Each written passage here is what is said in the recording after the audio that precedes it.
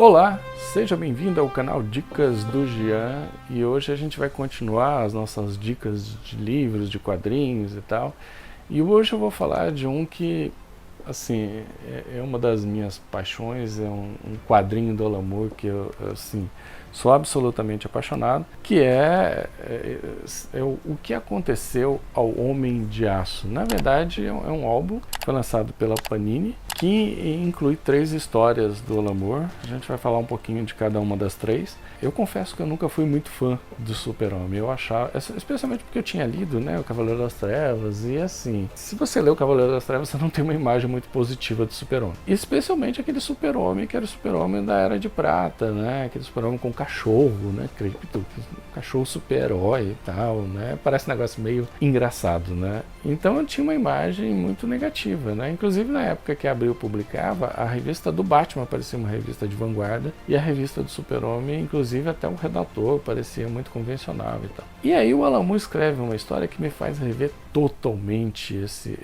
a forma como eu vi o Super-Homem. Tem uma historinha que é contada pelo próprio Alan Moore, que o Super-Homem ia ser descontinuado, né? Eles iam zerar a revista para modificar ela totalmente na era pós-crise, e o personagem ia ser remodelado pelo John Byrne. Todo mundo conhece a fase do John Byrne, foi uma das fases mais famosas do personagem. Ele diminui os poderes, né, do Homem de Aço, ele tira essa história de Krypto, ele vai tirando uma série de coisas, deixa a mitologia menor. E o Super-Homem, né, ia ter uma última edição.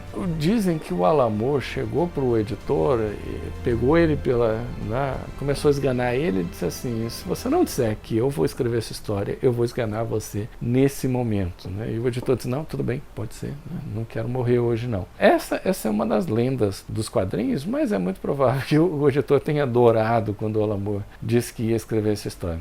E ele escreve o que aconteceu ao Homem de Aço, que é uma história que ela já começa bacana. É uma história que recupera a mitologia do personagem de toda a Era de Prata, e o Alan Moore diz assim: não, isso é legal pra caramba, sabe? Inclusive até aquelas capas que pareciam ridículas. Eu lembro que eu via isso na época da Ebal, já peguei o final da Ebal e disse assim: caramba, o que é isso? Uma capa com um monte de coisa e tal. O Alan Moore faz isso muito bem. Começa com o Super-Homem morto, um repórter vai entrevistar a Lois Lane, e a Lois Lane começa a contar o que foi que aconteceu ali. E ela diz assim: olha, sempre teve aqueles personagens que eram simples incômodos e tal, né? Bizarro e tal. Ele vinha fazer uma brincadeira, alguma coisa ali, causava uma destruição e tal, depois ia embora. Tinha muito uma coisinha assim de piadinha e tal, que era uma coisa que tinha de fato nas histórias antigas da Era de Prata, né? Até porque eles não podiam, na Era de Prata, por conta da censura, mostrar muita violência. A censura era muito forte na década de 60, e por conta disso, né, eles não podiam fazer coisas.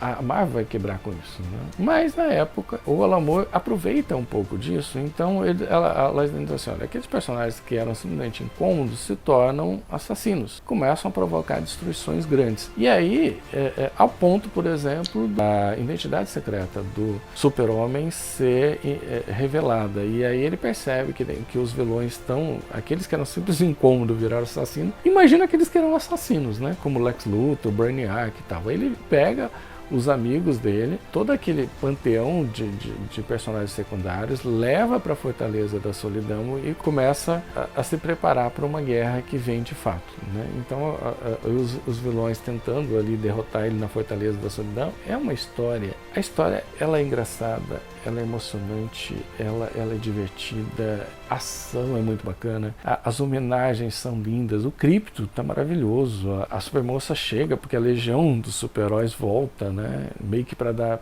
uma despedida, e ele diz assim: caramba, eu vou morrer mesmo, que os caras estão vindo para despedir. Aí a Supermoça vem e ela não sabe o que está acontecendo, até porque tem a contraparte dela que já morreu, né, e ele não pode falar. Isso cria um clima muito interessante. Essa história não só é uma história maravilhosa do Alan Moore, como ela é desenho do Curt Swan, que é um dos maiores desenhistas do Super-Homem de todos os tempos, que fez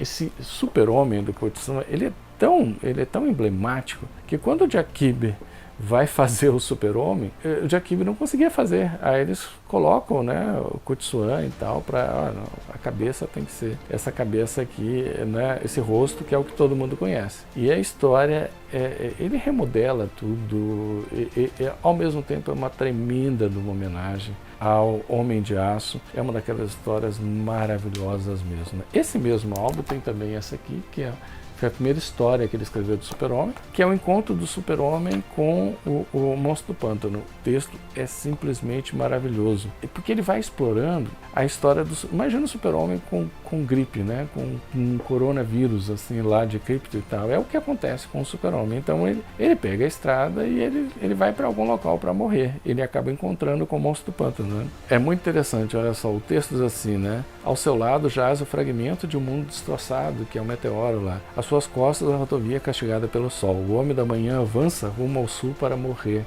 E aí, com desenhos do Rick Veitch, né?